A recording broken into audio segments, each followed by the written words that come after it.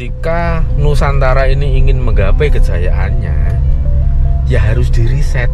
Ibaratnya saat ini Nusantara itu sudah terkontaminasi oleh banyak sekali virus. Kalau itu komputer, yang terjadi apa? Bisa hang, bisa crash, ya kan? Atau bisa benar-benar breakdown, hancur. Nah, kalau kena virus, banyak terkontaminasi virus. Kalau komputer kan cara paling mudahnya di reset, di restart. Nah, sekarang kalau yang paling mudah dilakukan, ya saya pernah menulis, untuk mengawali kejayaan Nusantara itu harus di reset dan di restart. Artinya apa? Ya kejayaan dimulai dari wilayah Kalimantan, dari Kalimantan Timur khususnya. Itu dulu sebelum ada wacana IKN. Saya pernah sampaikan juga waktu itu dengan Pak Esran, Pak Gubernur saat ini, yang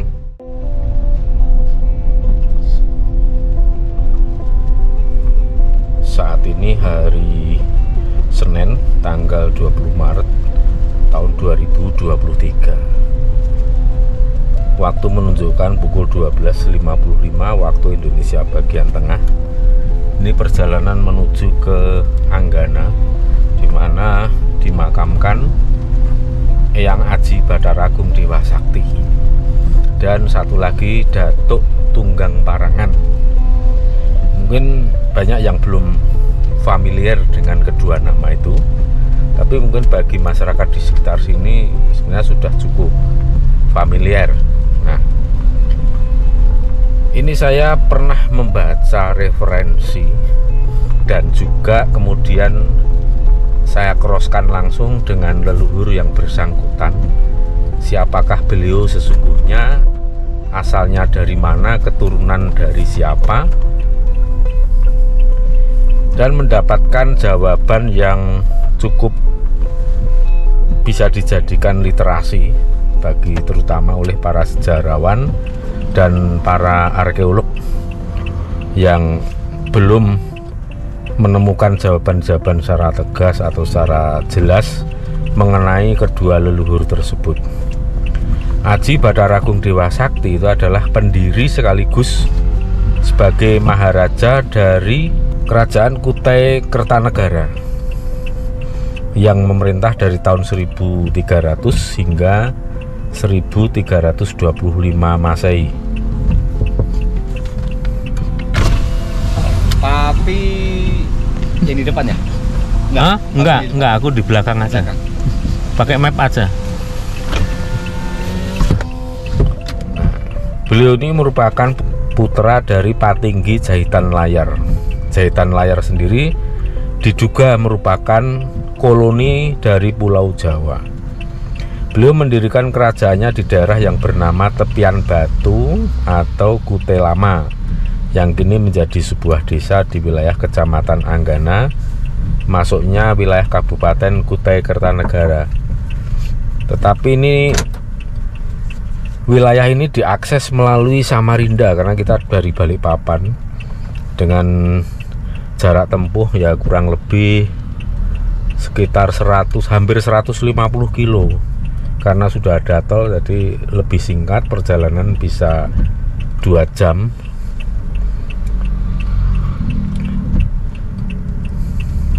Nah, nama daerah ini awalnya itu dinamakan sebagai Nusantara, artinya tanah yang terpotong, karena lokasinya di antara Jahitan Layar dan Kutai Lama.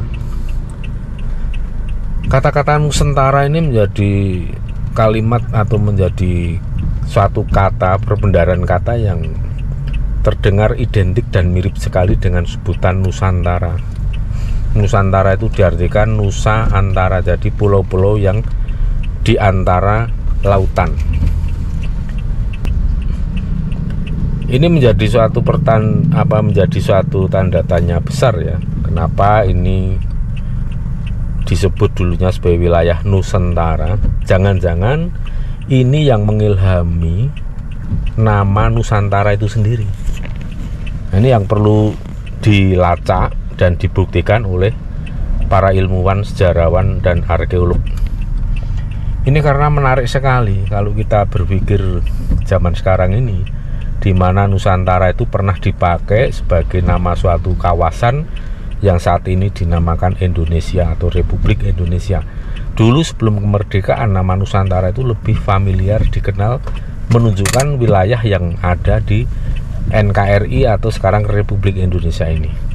Kemudian setelah kemerdekaan, justru nama yang keren itu tidak dipakai dan diganti sebagai nama Indonesia.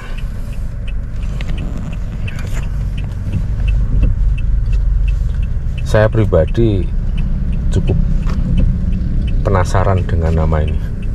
Ini nama yang penuh misteri, apalagi jika dikaitkan dengan nilai-nilai spiritual Nusantara, baik yang terdapat di literasi-literasi kuno maupun dari berbagai informasi yang disampaikan oleh para leluhur. Kita kembali ke leluhur yang bernama Eyang Aji Bathara Agung. Beliau menikah pertama kalinya dengan Aji Putri Karangmelenu. Aji Putri Karangmelenu, seorang putri dari Punggawa Besar atau petinggi dari Hulu Dusan. Nah, ini Hulu Dusan itu letaknya di mana saya juga belum begitu paham. Saya masih perlu mengumpulkan banyak informasi tentang Hulu Dusan ini, lokasi di mana. Tapi yang jelas nama hulu itu kan berarti kan awal mula sungai atau tempat ekornya sungai ya. Dusan itu apakah namanya identik dengan, artinya identik dengan dusun atau apa, saya kurang paham. Tapi yang jelas ini ada sebagai wilayah bernama Hulu Dusan. Kemudian Eyang Aji Bathara Agung Dewa Sakti ini disinyalir meninggal pada tahun 1325. Nah, ini kalau ditilik sejarah kerajaan di Jawa pada tahun 1325 itu kan masa awal berdirinya kerajaan Majapahit. Ya, bisa dilihat literasinya di situ, awal kepemimpinan raja yang bernama Raden Wijaya. Lantas apa hubungannya? Saya kenapa menghubung-hubungkan dengan Raden Wijaya? Ya karena tadi disebutkan bahwa Aji Bathara Agung Dewa Sakti dan Datuk Tunggang Parangan ini itu adalah koloni dari Pulau Jawa. Artinya beliau-beliau ini merantau dari Jawa, merantau ke wilayah ini. Nah, seperti ini daerahnya. Ini zaman sekarang masih seperti ini. Tanjakannya cukup terjal ya.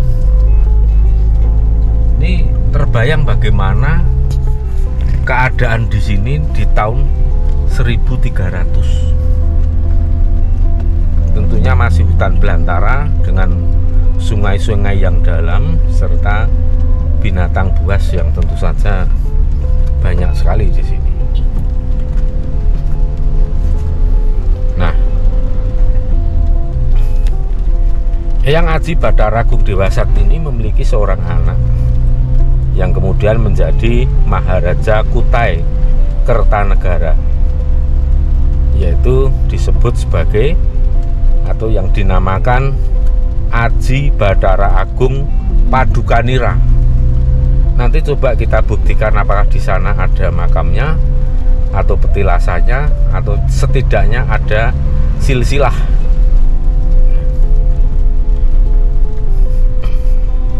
Jadi bisa dikatakan di sini Eyang Aji Bathara Agung Dewa Sakti merupakan pendiri dinasti Kutai, yaitu Kutai Kertanegara. Ini tentu penuh dengan teka-teki. Nanti akan kita ungkap lagi.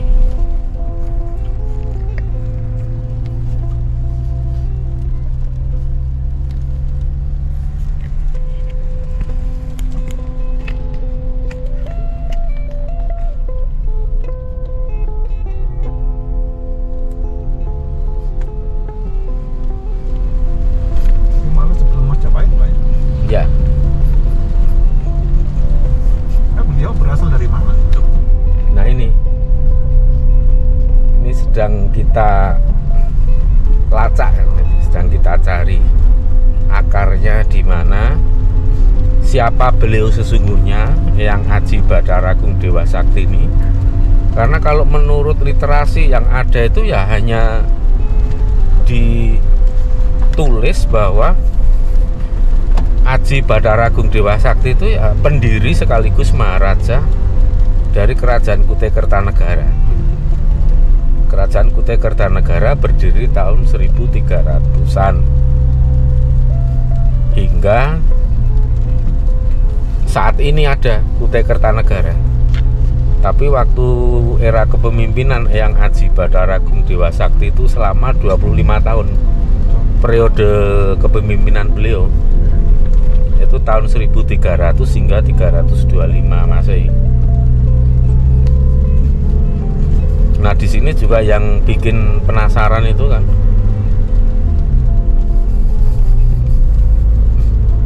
di sini disebutkan ini Aji Bathara Agung Dewa Sakti itu putra dari petinggi Jahitan Layar. Jahitan Layar itu merupakan koloni dari Pulau Jawa. Nah, ini siapa ini? Jahitan Layar ini maksudnya siapa? Karena di Jawa sendiri kan tidak familiar, nama-nama itu tidak familiar. Jahitan Layar itu siapa? Nah, sedangkan kalau Eyang Aji Bathara Agung Dewa Sakti ini kan keberadaan makam beliau kan di Anggana. Di Anggana itu juga pernah ada kerajaan yang disebut Kutai Lama kan. Makanya dalam catatan sejarah pun Eyang Aji Bathara Agung itu merupakan pendiri dari kerajaan Tepian Batu atau Kutai Lama. Jadi kalau Tepian Batu itu ya maksudnya Kutai Lama. Ini yang sekarang ini menjadi wilayah Kecamatan Anggana, maksudnya Kabupaten Kutai Kertanegara. Cuma yang bikin lebih penasaran lagi, daerah sini nih ya, termasuk yang kita lewati ini dulunya bernama Nusantara itu loh. Nusantara. Ini kan kalau kita dengar nama ini kan pasti yang terbayang kan Nusantara. Dan di sini punya makna yang hampir sama ya. Kalau di sini Nusantara itu diartikan sebagai tanah yang terpotong. Sedangkan Nusantara itu pulau di antara lautan. Sebenarnya kan terpotong oleh lautan pulaunya. Jadi kalau secara esensial ya itu sama, hampir sama lah. Nusantara dan Nusantara. Nah, sekarang kalau ditanya apakah asal usul nama Nusantara itu dari daerah sini, ya tidak menutup kemungkinan, walaupun belum pasti ya, tapi tidak menutup kemungkinan. Nah, ini harus ada keterlibatan langsung oleh para ilmuwan, sejarawan, arkeolog untuk mengungkap, meneliti jangan-jangan Anggana ini merupakan cikal bakal Nusantara.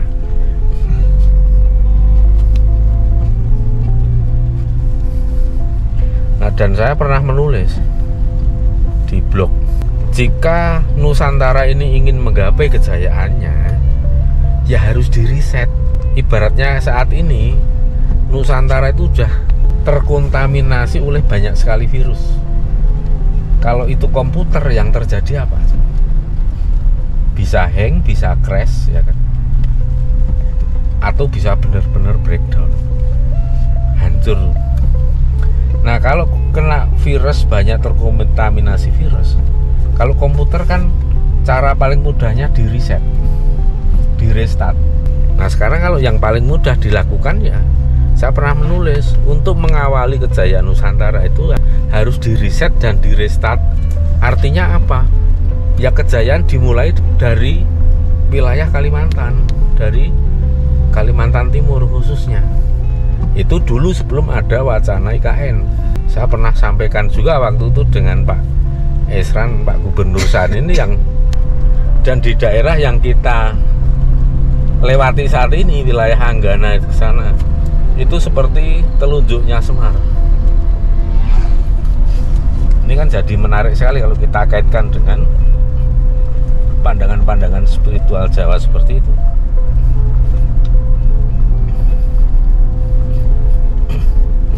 Belum lagi kalau kita mengulas tentang istri atau permaisuri dari Eyang Aji Bathara Agung Dewa Sakti yang bernama Aji Putri Karangmelenu,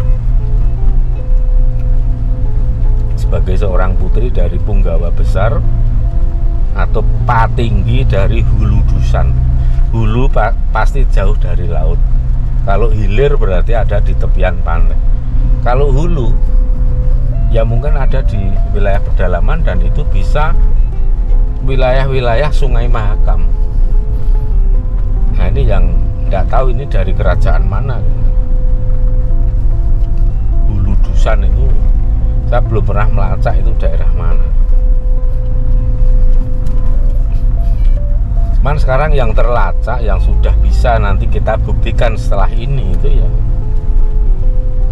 salah satu putra dari Eyang Aji Bathara Agung Dewa Sakti itu yang bernama Maharaja Kutai Kertanegara Aji Bathara Agung Padukanira.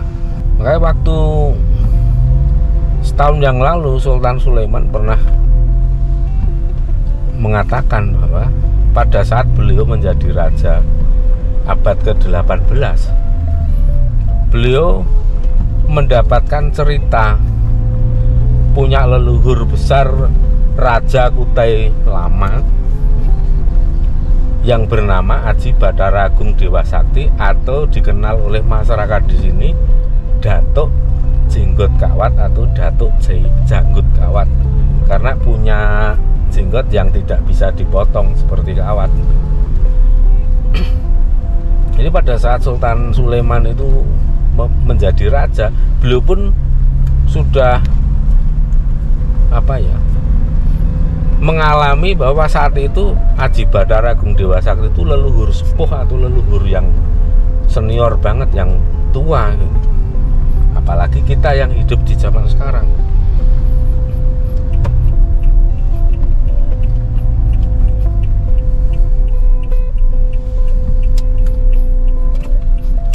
Nah nanti kita akan melihat ada silsilah dari alur Majapahit, tetapi di situ nggak jelas Majapahit itu putra siapa, keturunan dari mana. Itu ada di makam Yang Mulia Sultan Haji Sulaiman di Tenggarong, nanti ada, kita bisa lihat.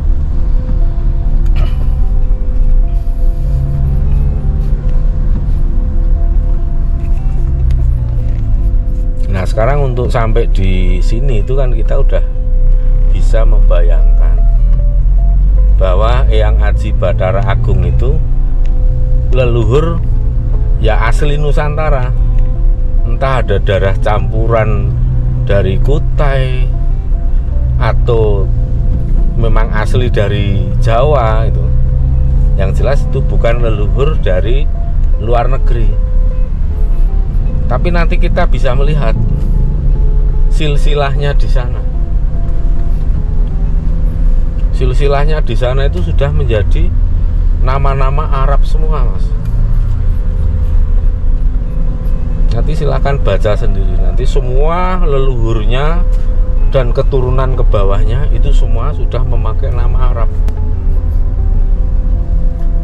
Pertanyaannya, kenapa menjadi seperti itu? Saya pernah menyampaikan itu kepada Aji Bathara Agung Dewa Sakti. Beliau hanya menjawab singkat, itu orang-orang yang sengaja membuat nama yang dikarang karena tujuannya agar mendapatkan uang dari para pengunjung atau orang-orang yang berziarah. Kalau tidak diberi nama dari sana, maksudnya tulisan Arab itu, nanti nggak ada yang ziarah, tidak ada yang mau ziarah, nanti yang menjaga menjadi sepi, nggak dapat apa-apa. Jadi kembali itu ya faktor bisnis. Cuman kan yang sadis banget ya, tega banget. Kenapa orang-orang seperti itu yang ditugaskan untuk menjaga makam kok malah tidak bertanggung jawab terhadap apa yang dijaga? Karena itu kalau bukan yang menjaga makam nggak akan berani merombak-rombak nama semaunya seperti itu. Pihak kerajaan sendiri tidak ada istilah silsilah yang seperti itu, baru abad belakangan ini saja, setelah abad 18, 19, 20 ini ada perubahan-perubahan seperti itu. Nanti coba kita lihat ya, nama asli Aji Bathara Agung Dewa Sakti menjadi apa, nanti akan kita lihat sendiri, kita buktikan. Dan satu lagi, Datuk Tunggang Parangan, yang itu juga merupakan koloni dari Jawa. Tapi nanti di sana kita lihat silsilahnya menjadi berubah. Seperti apa nanti kita lihat. Ini kasus seperti ini banyak sekali terjadi.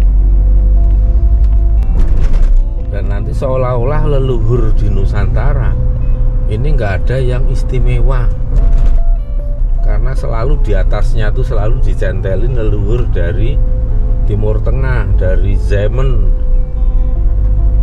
Itu yang parah sekali sebenarnya.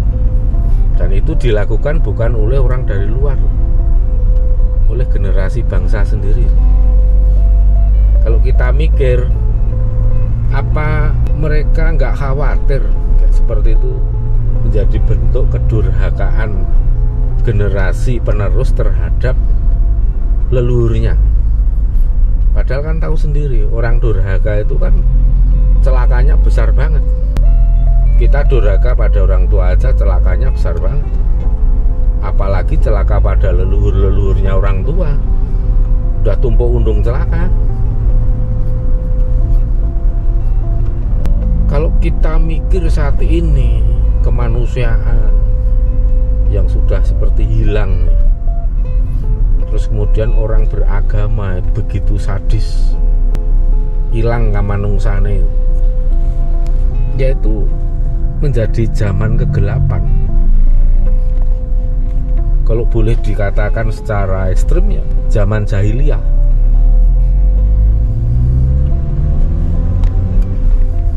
Banyak orang majnun, orang yang sakit jiwa.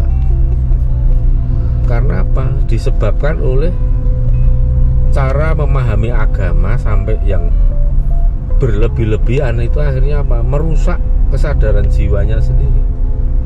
Sehingga kita bisa melihat banyak orang yang mabuk agama, yang mendem. Mendemnya bukan mendem minuman, tapi mendem doa.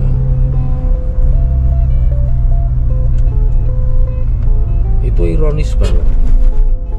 Karena apa? Di satu sisi yang namanya manusia di mana-mana kompak dan sadar bahwa anugerah Tuhan yang terbesar dalam diri manusia itu akal.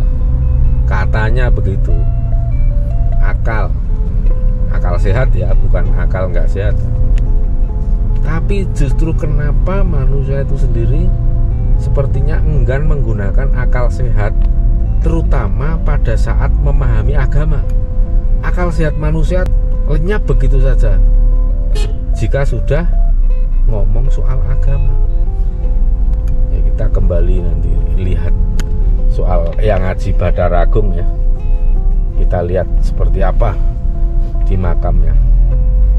Ini udah makin dekat ini dengan Pasarian